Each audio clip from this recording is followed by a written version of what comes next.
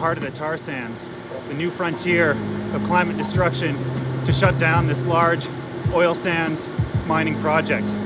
We're taking this action to stop a global climate crime and to push President Obama and Prime Minister Harper to say no to the tar sands, because real climate leaders don't buy tar sands.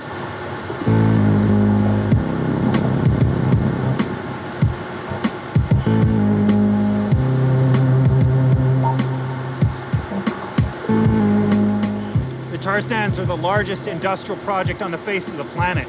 By 2020, they'll emit more emissions than the entire Czech Republic, twice as much as Peru, and over 10 times that of Costa Rica. When we're in a global climate crisis, when over 300,000 people will die this year because of climate change, 1 million more will become climate refugees, a project like this simply can't go on.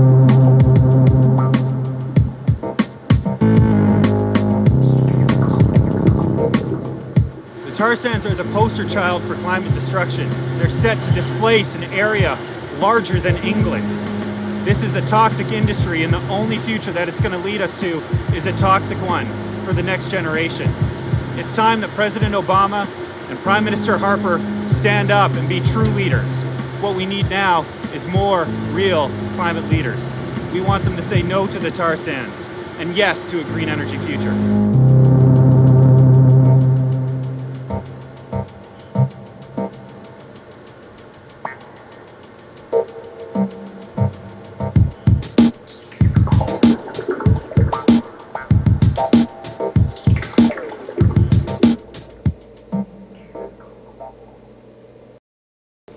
So as you see, we're going to be talking about the tar sands in Canada. A lot of folks are thinking that's a bad idea. That was a little action by Greenpeace. I don't know when that was, probably fairly recently. A lot of other organizations, the Northern Rockies Rising Tide, the Indigenous Environmental Network, and a lot of others are starting to weigh in against this.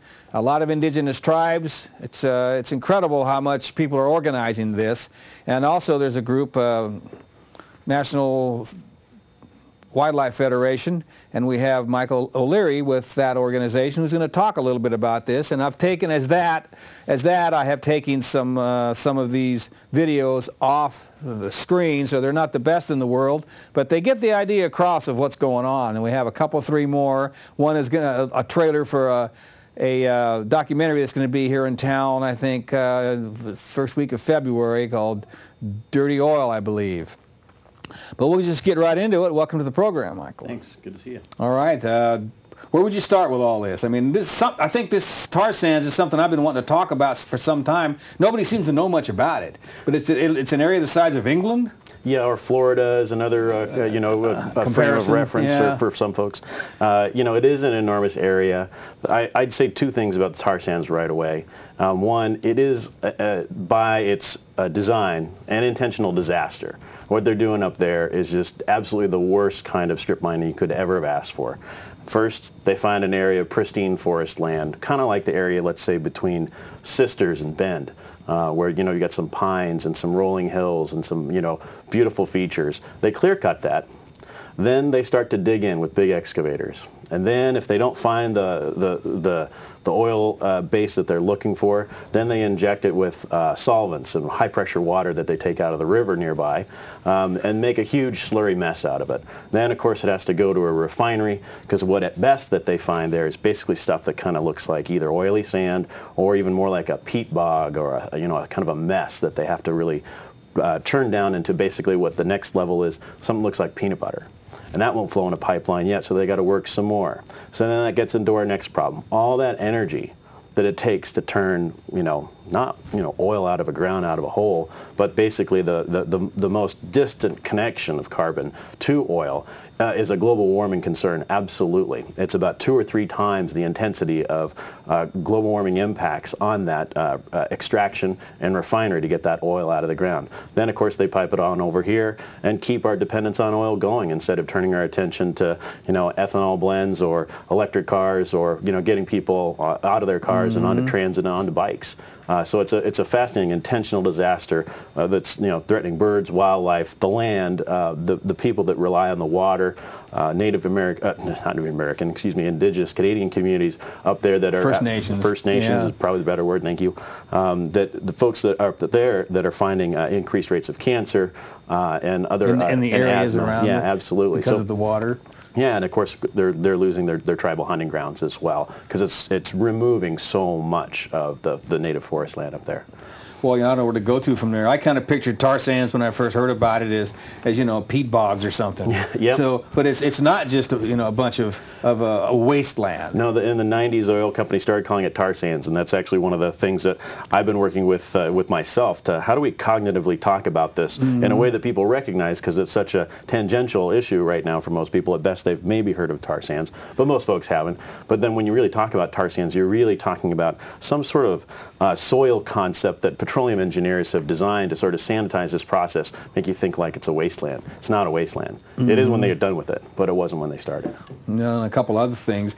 It is probably just recently that oil has gotten up a high enough worth that it has made this economically feasible.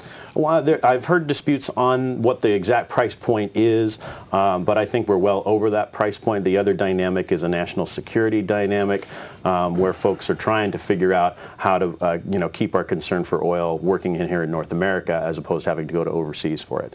And that's another sort of driver for this.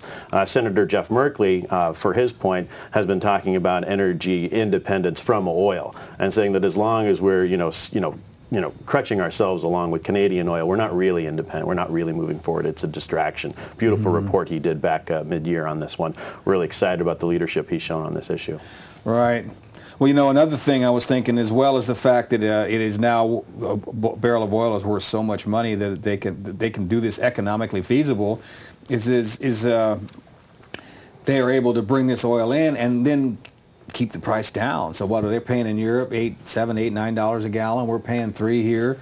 And if they keep finding these, especially finding them so close, it keeps the price down to where folks won't, of course there's the move towards electric cars and hybrids, but it's just a pittance of what needs to be done. Right. And I think this probably works in that direction.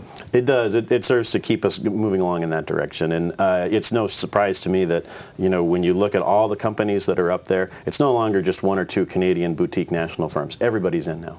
It started out that way, but what is it, Conoco I saw, and so what are some of the other ones that are involved? BP, Shell, you name them, they're there. Exxon, it's you can't look at the logos without seeing everybody that you pass on the street every day. The same one that brought you the Deep Horizon and brought you the Nigerian, the Delta in Niger, and all these different places are the players up there.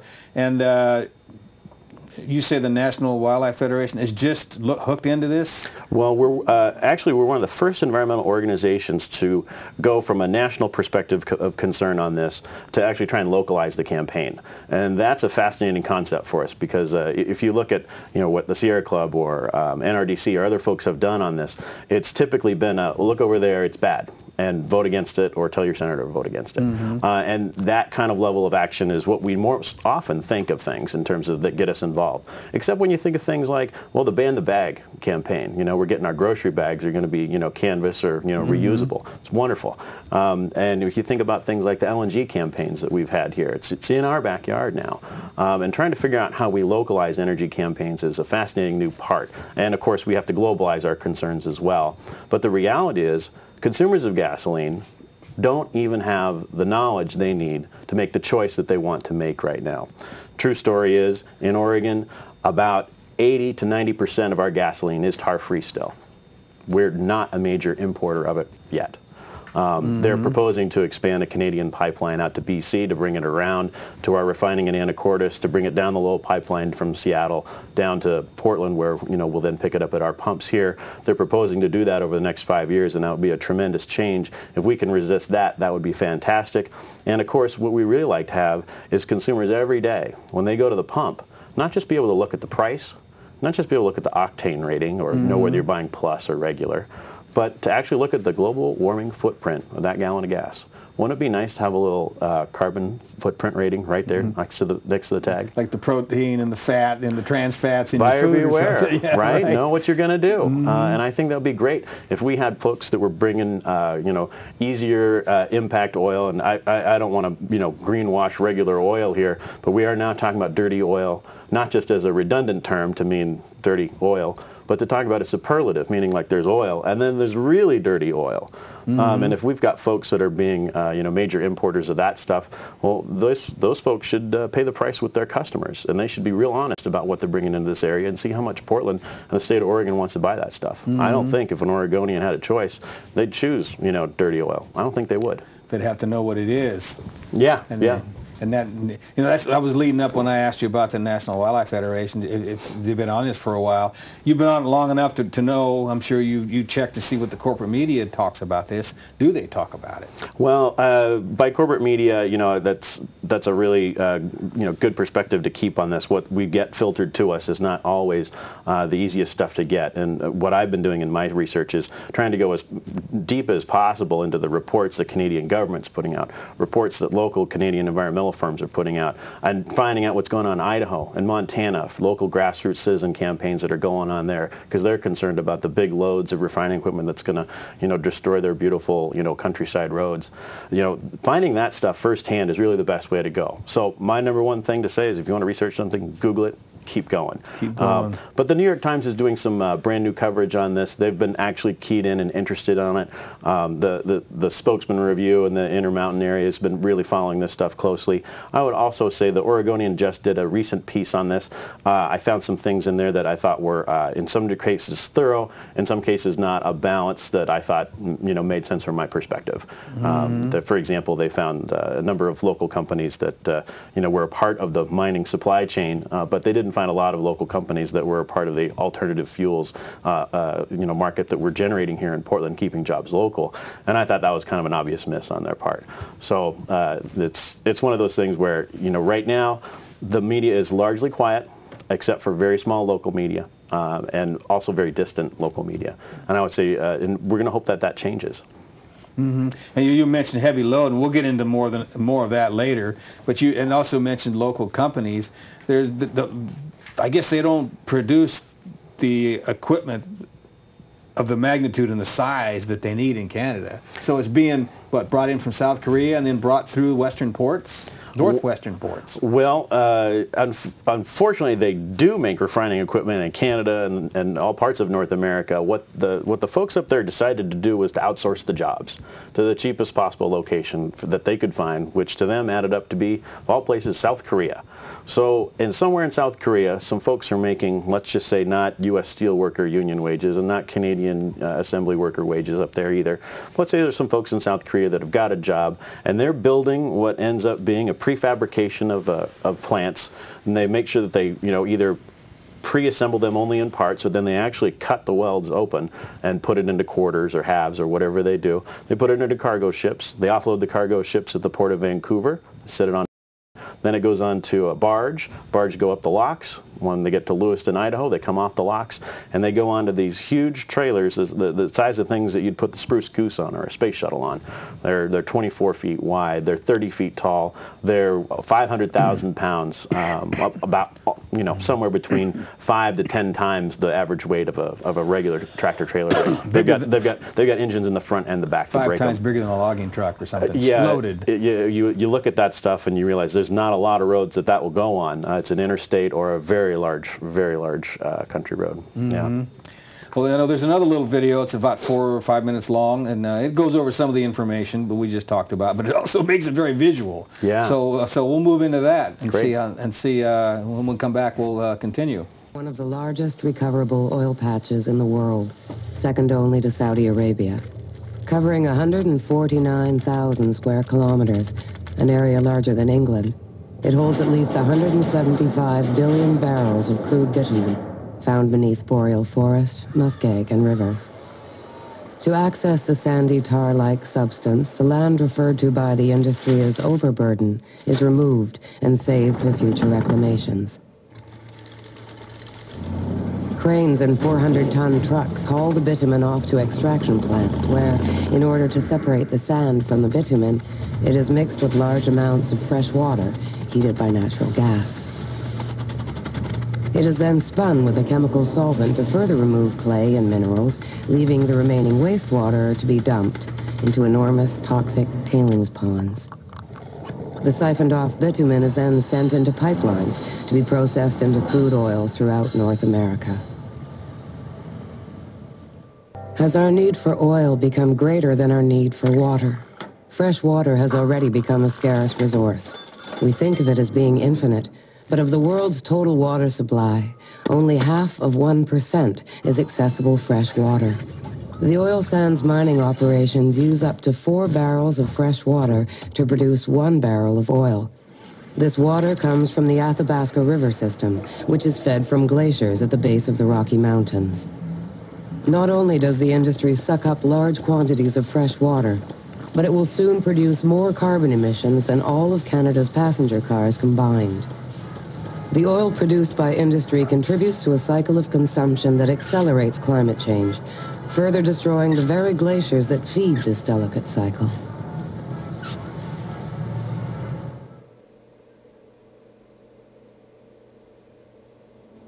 Oil sands production is developing at breakneck speed. This pace is driven by corporate interests aimed at integrating North America's economies and resources.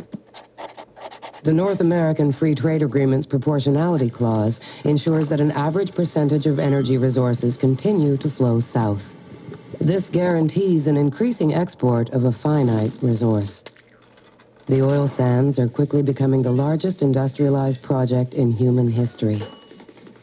With a proposed 5-fold increase in production, oil sands networks will soon span the continent. A new agreement called the Security and Prosperity Partnership further expands NAFTA, ensuring energy security for the United States, but not for Canada. Canada remains one of the only industrialized countries that has not saved any energy for itself. These resource agreements can also apply to water.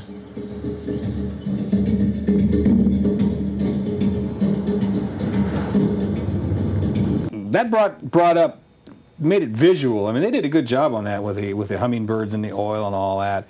You know, we've covered how large this area is, and it's not that large now. That's a potential area. Or is that how large it is now? As large as England? It's enormous now. Yeah. And it's going to keep getting larger. It's basically, I think there's somewhere between 60 to 70% of the world's remaining oil reserves are found there. That is just an amazing concept in terms of the actual geography we're talking about. And as Winona LaDuke said, it's basically trying to get oil out of dirt. It is. You know, I mean, it's like squeezing oil out of dirt. And unfortunately, it's not just dirt sitting there fallow. It's dirt underneath the forest. It's dirt around indigenous communities. It's dirt that is a part of the soils, that is a part of the riparian area, that's a part of a river system, that's a part of a downstream community's livelihood. It's an amazing thing. Again, as we talk about this, are we talking about just about tar sands? Are we talking about, you know, what used to be, you know, Canadian wilderness that's turned into an intentional sacrifice zone? It's like, you know, the BP oil spill put up on top. And they're doing it on purpose. It's just an amazing thing to really conceptualize. And if folks want to stop to think about it, you know, the indigenous people, you know, we were all indigenous people at one time. Whether you're talking about indigenous people that are being pushed aside in the Amazon in order to plant soybeans, or indigenous people that are now suffering however times the national average of birth defects because of the uranium mining in the 4 corners of this country that is now considered a sacrifice zone. The same thing up here, the sacrifice zone, what Hanford did to the local indigenous communities. You know, when are we all going to have enough of this? And it's also that we can drive our cars. And I drive a car. I'm sure Michael drives a car.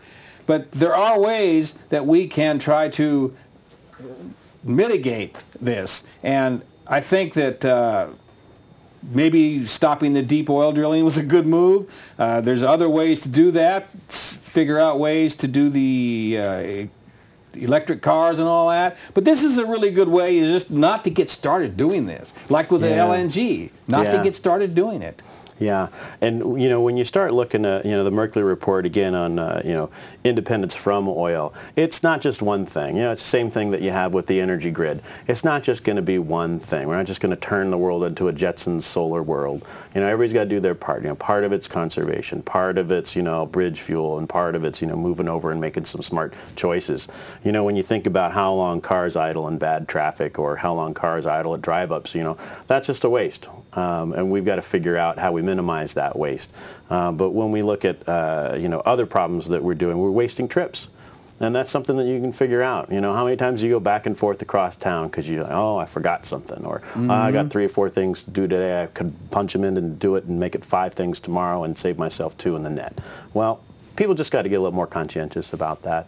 I don't think we can save our entire planet with lifestyle environmentalism. At a certain point, we've got to get electric cars that are available. We've got to have a grid that works for them. We've got to have batteries that last a long time. We need the federal government to help us out with that. We need the state government to help us out with that. I can't make an industry appear overnight that's going to be the new technologies, but we need new technologies, right? And we need to support that. We need to do that more than tax cuts for the rich, so that the guy who owns that yacht can pass it down to his kids. I was watching the Bernie Sanders speech the other day. Boy, that is just frustrating. He nailed it. What you're talking about is everything we need to do is important, but it seems to me the underlying thing is awareness and presence of mind. Yeah, and following through. As you pointed out, I probably drive a car. I do drive a car. I ride a bike quite a bit, but it's one of those things where I'm not here to try and say by driving a car you're the enemy, but I am trying to say if you're not thinking about it, well, you got room for improvement. Minimize, get smart. If Harpool works for you, that's great. If TriMet works for you, that's great. If walking's good for your heart, and you're trying to figure out how to lose a little bit of weight, maybe pick 1 day a week to do that. There's some good things about that. Portland's an easy community to do that.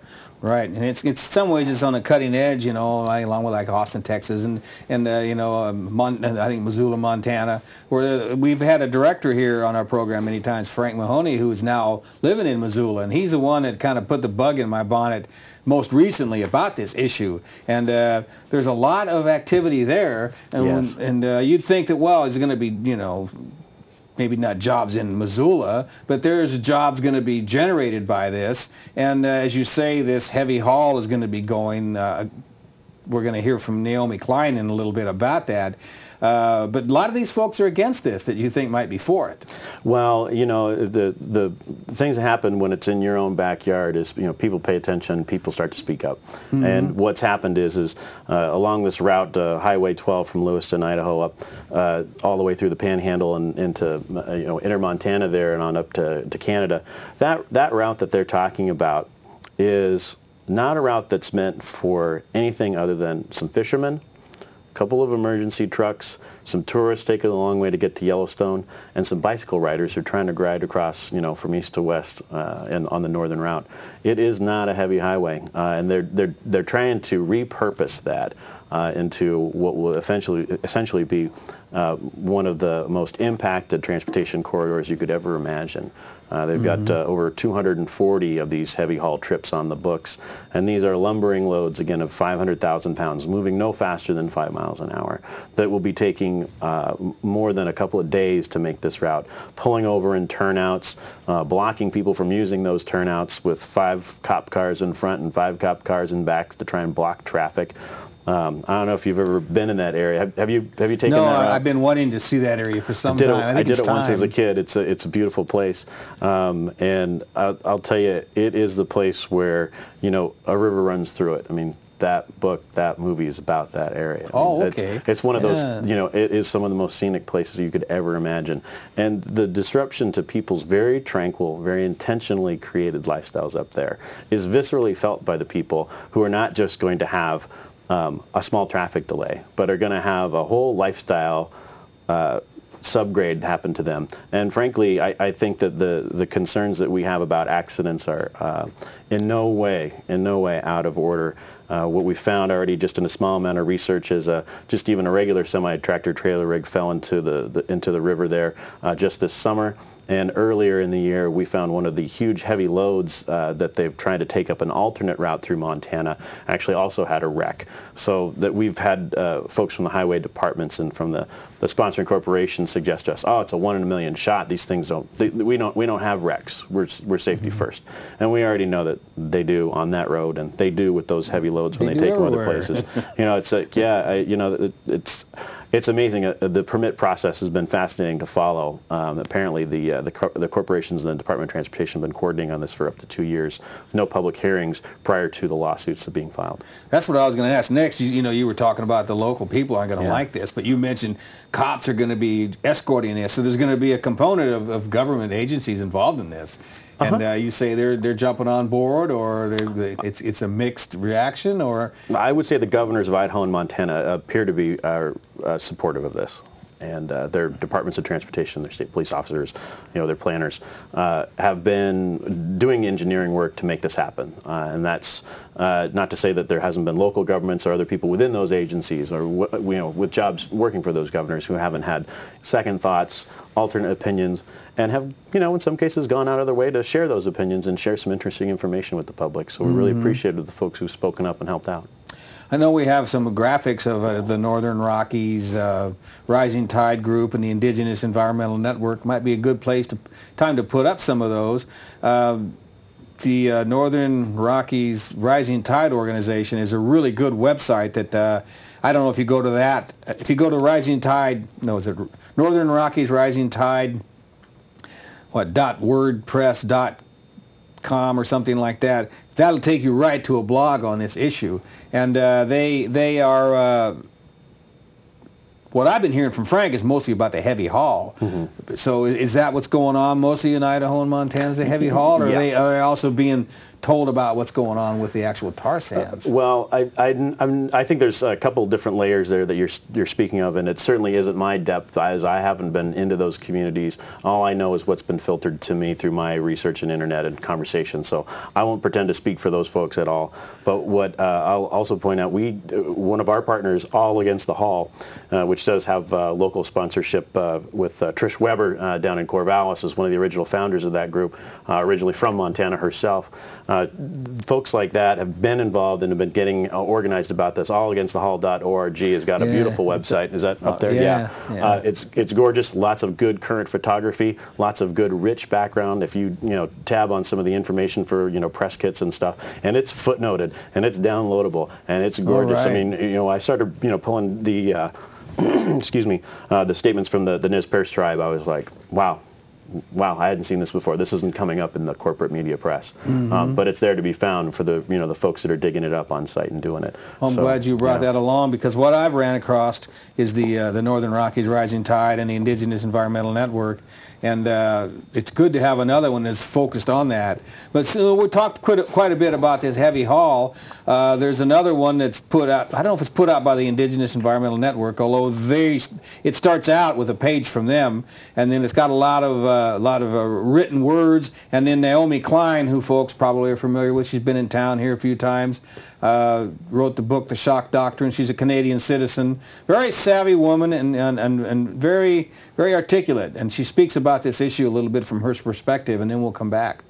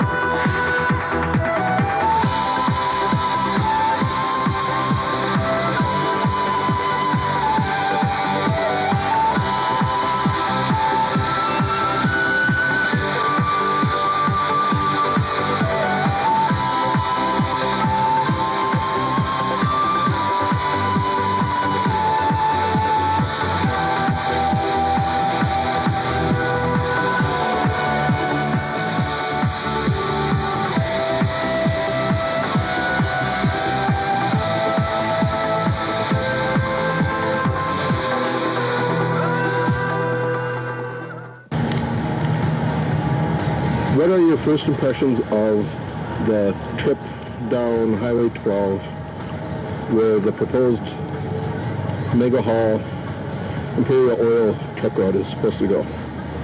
Well, the thing you can't understand unless you actually go the route that these massive, massive trucks with their huge loads are going to go, the thing you can't understand is just how vulnerable this ecosystem is. I mean, this is some of the most beautiful country I've ever seen in my life, and I'm Canadian, so I've seen some pretty beautiful wilderness, but this is really amazing, and the roads are so narrow because they built it to have the minimal impact on this incredible natural environment. So they're very narrow, they're windy roads, they're very close to rivers and creeks, and it's kind of an abomination to imagine these hauls that are utterly out of scale with nature, with humanity, in this natural environment. And what I felt was embarrassed as a Canadian, and really that this was one more way in which the tar sands are putting our natural world at incredible risk, and it has to be stopped. Other words.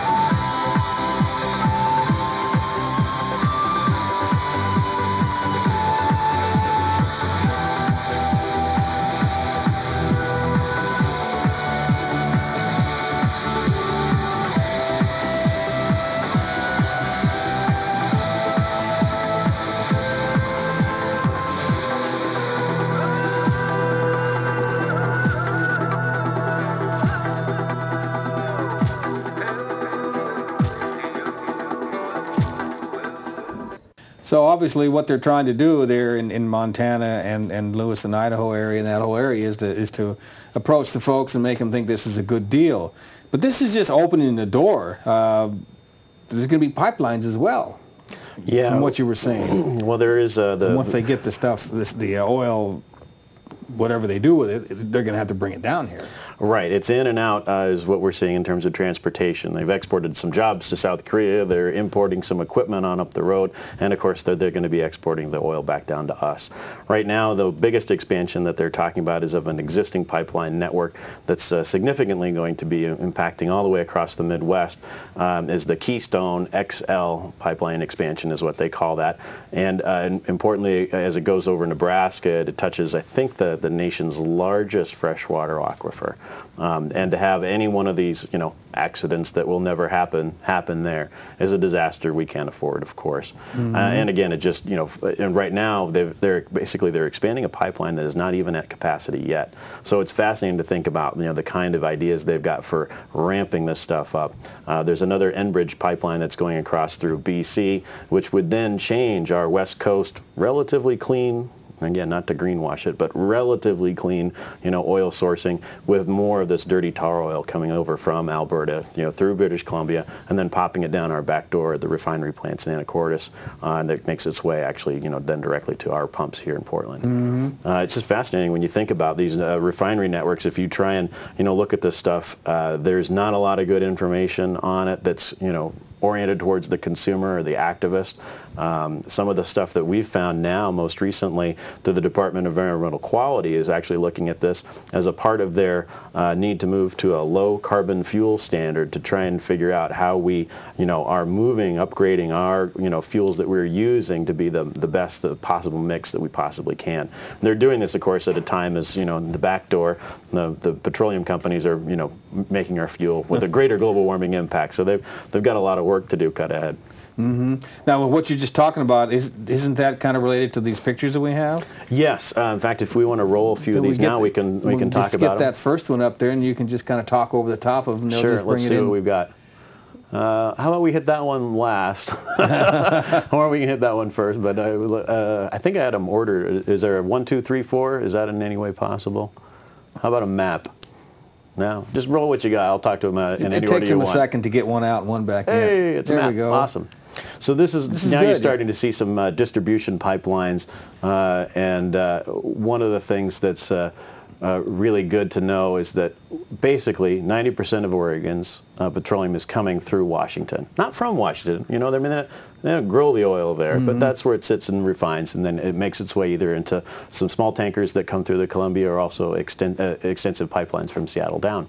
And about 10% makes its way originally from Utah, and that's something I had no idea until I started this, but that's part of the flow. Refined fuels, does that mean oil or that's meaning gasoline. Yeah. And actual gasoline. Yeah. So I had no idea. I mean, there are actually pipelines crossing our states that have just gasoline in them. Uh-huh. I didn't know that. I always thought it was just tankers. Well, we've got refining, that happened, right on the waterfront here in Portland as well. But one of the things that you'll find when you start looking into this stuff too is that part of the fuel pipeline exists to provide safe fuels to the airports and Department of Defense locations. There's an enormously rich and thick roadmap out there underneath the ground, and I'm learning stuff every day. Mm-hmm. We might bring up another picture. Yeah, let's give us another one. Take potluck here and see what's next. Yeah, that is because we've got gasoline, we've got liquefied natural gas, we've got a lot of these different things going on. Well, so this is getting into the difference where, how do I talk about it? So diesel is on the right, gasoline's on the left. You got a couple of different grids there, and so one is, the first two are the Washington-sourced gasolines.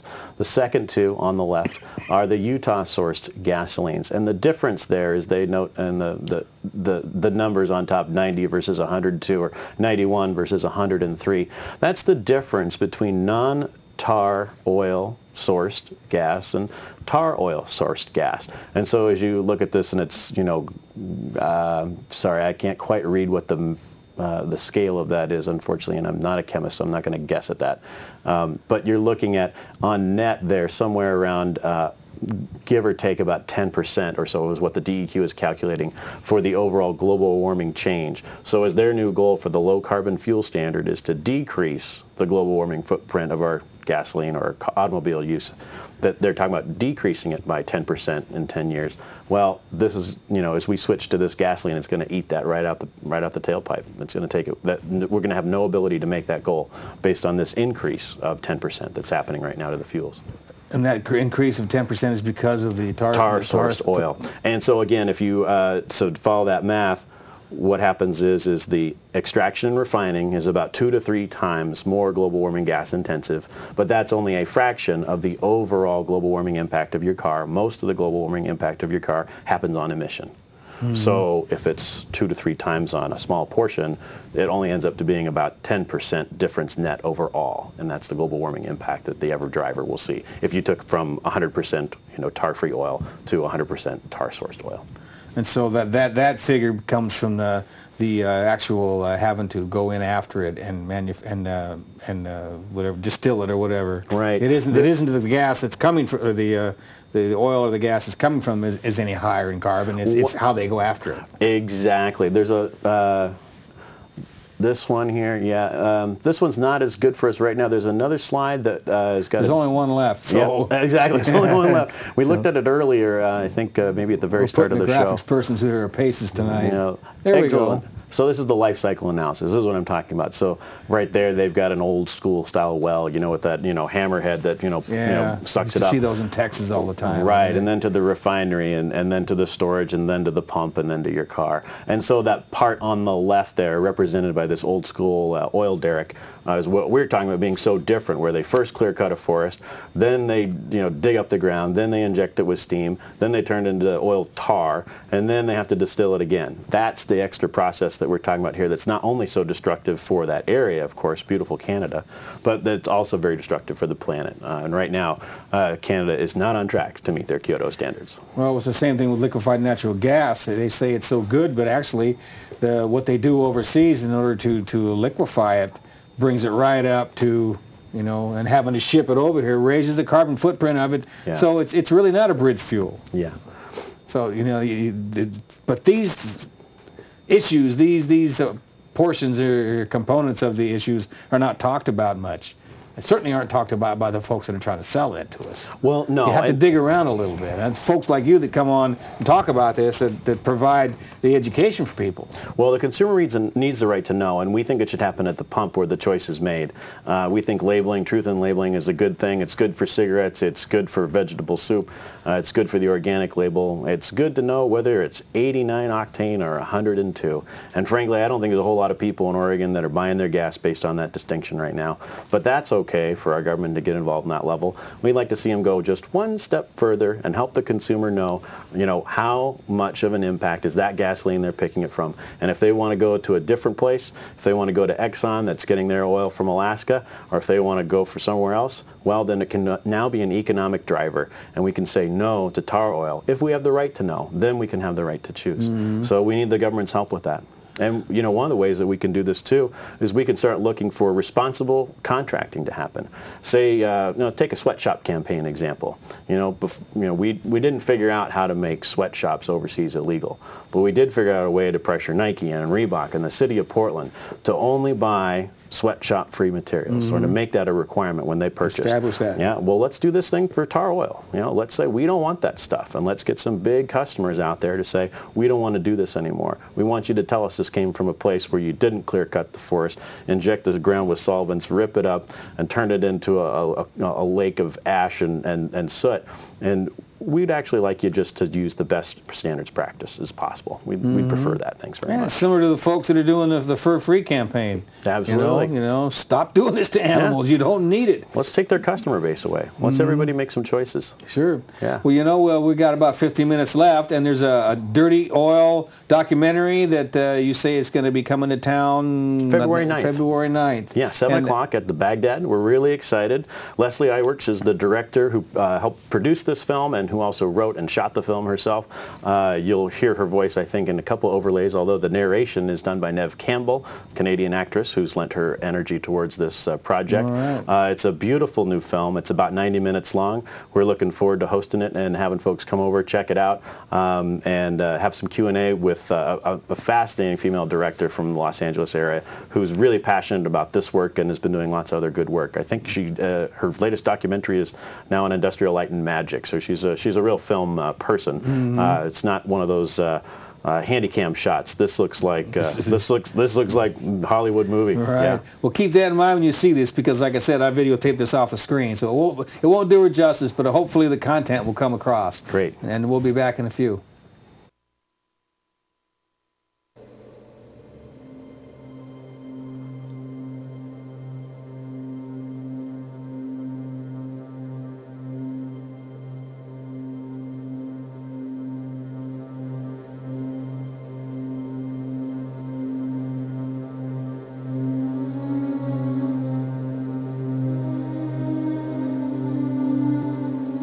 Many people have never heard of this tarry reservoir of riches, also known as the Athabasca tar sands. Canada transports over 1 million barrels of tar sands crude daily through pipelines down to Midwest refineries around the Great Lakes, where it is then refined into gasoline for the U.S. gas tanks. Oil companies and governments are making billions of dollars, but few seem to be taking responsibility for the staggering environmental costs of a modern-day black gold rush. Each and every year, we become more, not less, addicted to oil. a 19th century fossil fuel that is dirty, dwindling, and dangerously expensive. There is no such thing as dirty oil. People need to understand that when you use a barrel of oil, it doesn't matter where it comes from. If the barrel of oil is Alberta oil, the barrel of oil comes from Saudi Arabia, Venezuela, or Texas, 80% of the greenhouse gas emissions will come from the consumption of that barrel of oil. One of our problems as a planet is that we still have something of a frontier mentality. And now suddenly the frontiers are gone and the endless supply of resources is no longer endless. We're discovering it's finite. The consumption of energy in the world is driven by two basic trends. One is population growth. The other is rising energy consumption per person. We now have both of them in the world. Each year we're adding about 70 million people a year. If everyone in the world now wanted to consume at the US level, for example, it would take 3 planets the size of the Earth to support.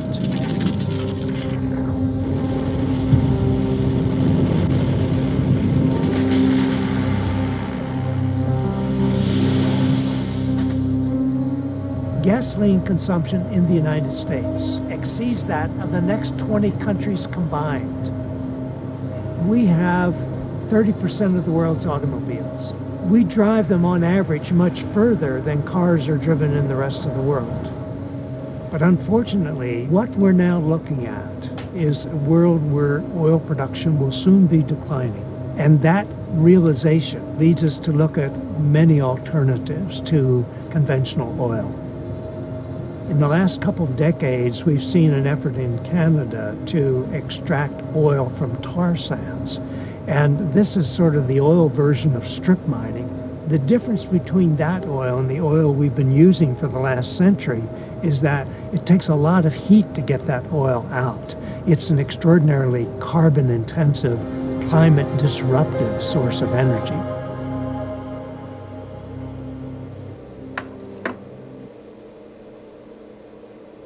Well, short and sweet. And we've been throwing a lot of the same information at you from different angles and just trying to emphasize that this is an issue that connects up with a lot of other issues. And whether we're talking about liquefied natural gas, or you mentioned South Korea, the Korean free trade. There's the folks, the Oregon Fair Trade Campaign, they were talking about this a while ago, that if we sign that free trade agreement, they're going to be sending over probably, they'll have the low bid, and they'll be sending over some either equipment or workers to join into our green revolution here in Oregon and build some of these wind turbines or the sun, getting energy from the sun. So, we don't want that Korean free trade agreement. That's another thing we need to think about. You brought up a really good point about that they're selling the equipment that's going to be going up to Canada. Yeah. And, Obama, you mentioned you want to talk about Obama. He said that he's going to renegotiate NAFTA, and turns around and he's going to go ahead with the Korea free trade agreement, which is an egregious backslide on his campaign promises. Well, right now, the Obama administration has an enormous opportunity to get involved in this with Ray LaHood at Transportation, with Lisa Jackson at the EPA, and Hillary Clinton in the State Department. All have cards they can play to turn off the spigot for tar oil. And so I would encourage any viewer, listener, watcher, person who sees this or talks about this to your friend or neighbor to contact the administration and to contact those 3 key figures with the administration. Tell them that you're not in favor of encouraging our dependence on the worst, lowest grade, most environmentally destructive oil source you could possibly ask for. Say no to tar oil, and those folks could make a difference. And that campaign was sold on a lot of hope. And I think those of us who are activists for any period of time know that hope is an important part of our jobs and an important part of the solution. And I can still, at this point in time, still say I hope Obama does better. But frankly, if he needs to. Yeah, I'm hoping he'll own up to at least one of the things he said. The only thing he did so far that I can remember is his backing off, keeping the feds backed off from persecuting medical marijuana. but I don't know what else. He might have done some other things as well. But people need to get on board with that particular. Was it Ray LaHood? You said Ray LaHood is the Secretary of Transportation. Lisa Jackson, head of the EPA, and Hillary Clinton has a piece in this one as in order for an international pipeline to be negotiated, State Department has to sign off on it. And so we would have direct, requests to all those folks, coming that direction. That would be fantastic. Now, the other thing that I would mention, locally, is supporting the great economies that we're doing great pioneering work here. Sequential biofuels. There's a lot of folks that are, buying locally sourced fuel that's, not taking it away from the, corn plantations that we need to have in other parts of the nation for food product. But they're working with these cellulosic fibers. They've got poplar farms, up in Zeachem and Pacific Ethanol have got poplar farms outside of Boardman, where they're working now, taking it down from I think 30-year cycles to 2-year cycles, where it's a plantation of poplars that they've got, they're irrigating it and they're making it happen. And that is an amazing source now, where they put a little bit of sugars into that and it turns it into gasoline. And boy, that's the kind of new stuff that we need, and that's employing people, and we're excited about that kind of work. So you say they're getting gasoline from poplar trees? They're getting gasoline from poplar trees. Well, you're just full of information I hadn't heard of before. Yeah, it's an amazing thing. And the neat thing about that is, they do their distilling, refining right on site. So it serves a local fuel web right there. So instead of having to have the gasoline transported from a long distance, which again, we know about this life cycle analysis, that transportation is an impact in terms of the overall cost of the fuel. Not just in terms of dollars, but in terms of global warming impact. If you have to transport the fuel a long ways, it's expensive fuel. So they're doing it on site right there for local communities. It's great. This sounds great, and to me it's the same thing that I had against the liquefied natural gas. We're just in a hole and we keep digging. That's just another way to keep digging, and so is this tar sands thing. Yeah. And then heavy haul thing, it's just like insult on top of injury. And you could probably come up with other things like the mountaintop removal, where they're taking the whole tops of mountains and dropping it into valleys. You're destroying the valleys, you're destroying the mountains. It's just totally moving in the wrong direction. There is a new book that's coming out. I'll just mention this too. It's called Heart of the Monster, and it's a brand new piece. It's by Rick Bass and David James Duncan, authors who live in the area where this haul is proposed to go through.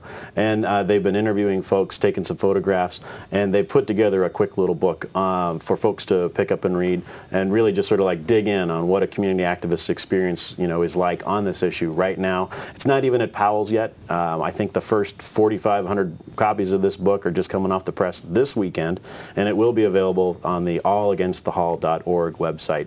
I think for the low price of $15 is what it's going for right now. That's small these days. So All Against the Hall was a really good website. Does the National Wildlife Federation have a website with? We do. It's got so many backslashes and dots and dashes on it. Like I double checked it really fast, and I knew I wasn't going to remember it. So what I would do is direct folks to our brand new Facebook page, www.facebook.com/TarFreeOregon. Really easy. You can just put Tar Free. If you're on Facebook already, just put Tar Free Oregon. It'll pop right up.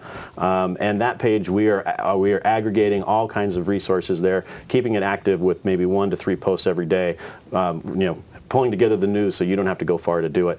And that's another place where you can find out about ticketing against the documentary on February 9th for Dirty Oil at the Baghdad, and for other local actions that are going to be coming up, maybe around the low carbon fuel standards public hearings that will be happening between January and June. So lots of things that will be happening in the area.